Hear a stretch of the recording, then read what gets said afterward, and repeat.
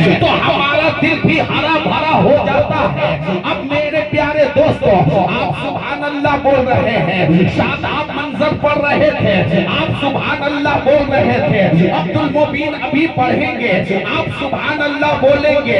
میں آپ سے سوال کرتا ہوں کہ اے سبحان اللہ کہنے والوں، سبحان اللہ کی فضیلت کو آپ نے سمجھا ہے؟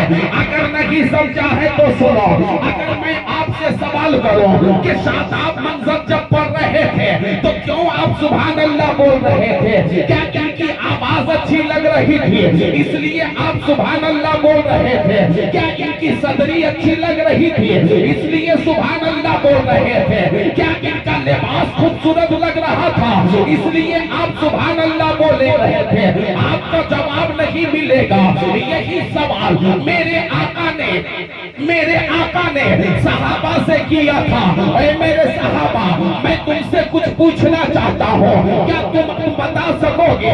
صحابہ عرض کرتے ہیں، یا رسول اللہ آپ کیا پوچھنا چاہتے ہیں؟ غور سے سنو مسلمانوں، ہم آج اپنے بچوں کو بڑے بڑے اسکولوں میں پڑھا رہے ہیں، بڑے بڑے یونیورسٹیوں میں پڑھا رہے ہیں، بڑے بڑے کالجوں میں پڑھا رہے ہیں۔ ہر باپ چاہتا ہے کہ میرا بیٹا ڈاکٹر بن جائے، ہر باپ چاہتا ہے میرا بیٹا انجینئر بن جائے، ہر باپ چاہتا ہے میرا بیٹا وکیل بن جائے۔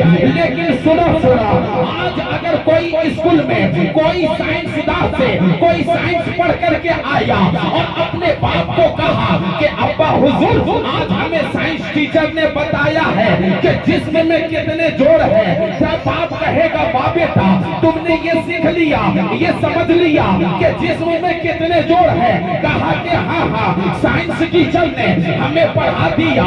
ہم اور آپ تعریف کرنے لگتے ہیں کہ سائنسدانوں نے کتنا ترقی کیا ہے کہ جسم کے جوڑ کو بتا دیا ہے۔ لیکن سنو، میرے نبی سے بڑا سائنسدان دنیا میں آج تک کوئی پیدا نہیں ہوا ہے۔ میرے نبی سے بڑا ڈاکٹر آج دنیا میں کوئی نہیں پیدا ہوا ہے۔ میرے نبی سے بڑا وکیل دنیا میں آج کوئی پیدا نہیں ہوا ہے۔ میرے نبی سے بڑا فیصلہ کرنے والا دنیا میں آج تک کوئی پیدا نہیں ہوا ہے۔ میرے نبی نے یہی سوال صحابہ سے کیا تھا کہ او میرے پاک صحابہ، کیا تمہیں پتا ہے کہ اللہ نے انسان کے جسم میں کتنے جوڑ پیدا کیے ہیں؟ صحابہ بھی خاموش ہو گئے تھے۔ عرض کیا یا رسول اللہ ہم لوگوں کو پتا نہیں ہے، آپ ہی کرم فرما دیجئے، آپ ہی بتا دیجئے کہ اللہ نے جسم میں کتنے جوڑ عطا کیے ہیں۔ میرے آقا نے فرمایا کہ اللہ رب العزت نے انسان کے سر سے لے کے پاؤں کے انگوٹھے تک 360 جوڑ عطا کیے۔ سنیے کتنے؟ پتا تھا؟ نہیں تھا؟ نہیں نہ تھا؟ پڑھتے ہیں اسکول میں نا؟ یہ سوال اب کہیں کیجئے، ٹھیک ہے؟ میرے آقا نے فرمایا 360 جوڑ۔ اب صرف بتا کر کے خاموش نہیں ہوئی، آقا 360 جوڑ کر کے خاموش نہیں ہوئی، آپ ارشاد فرماتے ہیں کہ ہر جوڑ کے عوض میں روزانہ صدقہ نکالو، ہر جوڑ کے عوض میں روزانہ صدقہ نکالو۔ اب ایک جوڑ کی بات ہوتی سوچا جاتا، فیصلہ لیا جاتا، اور ابھی جو دولت ہے اس وقت یہ دولت نہیں، بڑی قریبی، بڑی فاقہ کشی۔ اگر ایک وقت چولہا جلا تو 3 روز تک چولہے میں آگ لگے، اگر کھانے کو ایک وقت مل جائے تو پھر کئی روز تک فاقے میں وقت گزارتے ہیں، وہ قریبی ہوتی تھی۔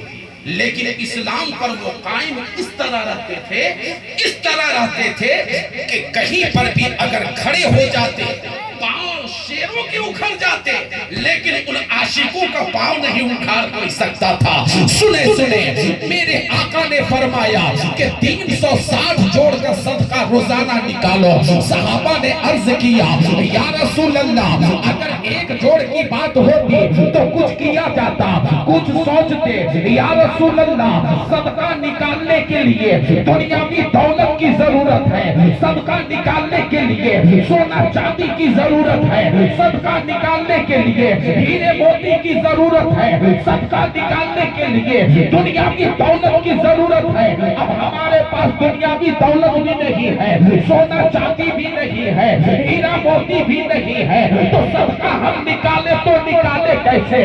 اب میرے آقا مسکراتے ہیں اور ارشاد فرماتے ہیں اور میرے پاک صحابہ سنو اس کا صدقہ نکالنے کے لیے دنیا کی دولت کی ضرورت نہیں۔